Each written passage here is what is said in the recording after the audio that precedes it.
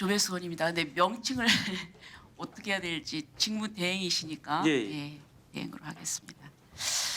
지금 이제 검찰청이 폐지될 운명입니다. 근데 저는 검사들의 그 입장이 자신이 여태까지 살고 있던 집이 갑자기 문제가 있다고 좀 불도저로 부수는 것을 지켜보는 그런 심정일 거라고 생각합니다. 어때 그 심정이 뭐 소회가 좀 어떠세요? 예, 뭐 무거운 책임감 더하기 뭐 답답 조금 뭐 안타까운 뭐 그런 심정입니다. 네. 그런데 저는 이렇게 생각합니다. 이제 제도라는 것은 인간이 만든 것인데 인간도 불완전하고 그 불완전한 인간이 만든 제도도 불완전합니다. 그래서 완벽한 제도는 있을 수가 없습니다. 문제점이 있으면 개선을 해야죠. 그런데 그 개선이 극단적으로 그걸 폐지를 한다. 이건 너무나 저는 극단적인 선택이라고 생각하고 부작용이 많을 거라고 생각합니다. 특히 결국 이 수사권을 중수청을 만들어 가지고 행안부 밑에다 두겠다는 거 아닙니까? 그러면 이제 행안부는 국가수사본부 또 경찰 또 중수청 이렇게 수사 권력이 집중이 됩니다. 권력의 집중은 꼭 이제 문제를 일으키게 됩니다. 제가 예상컨대는 이제 몇 년 안 가서 만약 이대로 진행이 된다고 하면은 이제 그 경찰을 분명히 개혁하자는 그런 말이 나올 것입니다. 저기 지난번에 백혜령 경정하고 통화를 했는데 통화하셨죠? 예, 근데 누가 먼저 전화를 했습니까? 우리 백혜령 경정이 저한테 뭐 휴대폰 번호를 어떻게 알았는지 전화를 왔었습니다. 네, 근데 통화가 적절하다고 생각하세요? 뭐 오는 전화는 뭐 받아야 되겠습니다. 오는 전화를 받는다.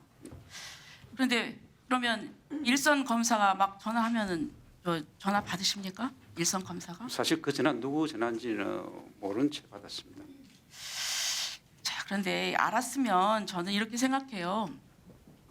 무슨 권위 의식을 얘기하자는 게 아니라 개통이 있고 또 검찰도 아니고 경찰이지 않습니까? 저는 굉장히 그 통화가 부적절하다. 이 부분에 있어서 검사들이 굉장히 이 부분에 좀 뭐랄까 좀 분노랄까 이제 어떤 그 전하는 그 태도나 이런 것들을 보고 그렇지 않아도 지금 검찰을 폐지한다고 이런 상황인데 이걸 보고 그 좀 여론이 좋지가 않습니다, 검사들. 네.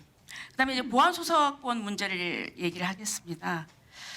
지금 이제 보안 수사권에 대해서 이제 검찰에서는 그래도 필요하다는 입장인데 아까 우리 위원장님께서는 지금 검경이 그 수사 협력에 관한 준칙 제8조가 있으니까 이걸 활용하면 되지 않냐 이런 얘기를 하셨어요. 근데 제가 좀 물어보겠습니다. 그럼 경찰이 이 수사 협력에 관한 준칙 8조 위에서 검찰에게 협조 요청을 해옵니까? 중요 사건은 협조 요청을 해오고 협조 요청을 해오는 사건에 대해서는 저희들이 전부 다 협조를 하고 있습니다. 협조 요청을 해와요? 예, 뭐 선거 사건이라든지 중대 선거 사건. 사건은 하겠죠. 예. 선거 사건 그리고 언론에 난 중요 사건을 하겠죠. 예, 그렇습니다. 그렇지만 지금 그 문제가 아니라 민생에 관한 여러 가지 문제가 있지 않습니까? 제가 볼 때는 검찰은 수사 개시권이 없기 때문에 모르죠. 경찰은 모든 걸 다 가지고 있지 않습니까? 예. 그래서 사실 경찰이 먼저 이러이러한 사건이 있습니다. 이렇게 하기 전에는 사실 이 준칙에 의한 협조라는 것이 형해야 수가 있는 거예요. 저는 그렇게 생각합니다. 그래서 이 준칙은 한계가 있다. 그렇기 때문에 저는 보안 수사권이 좀 필요하다 이런 생각을 좀 합니다. 하고요. 지금 이제 최근 몇 년간의 전세 사기, 투자 리딩 사기, 보이스피싱 사기 이런 조직적 대규모 사기 범죄가 폭증하고 있습니다. PT 좀 띄워줘 보세요. 네. 자, 이게 중앙지방법원 앞에 가면은 또 검찰 앞에 가면은 사기 피해자들이 현수막에 즐비합니다. 이게 다가 아닙니다. 예. 그다음 띄워주세요. 자, 지금 검수완박 이후에 이 조직적 사기 피해가 급증하고 있습니다. 지금 벌써 투자 리딩방 사기만 해도 접수가 지금 2021년부터 2025년 8월까지 4,524건입니다. 예를 들자면. 자, 그다음 띄워주세요. 그리고 또 보이스피싱 범죄도 그렇고요.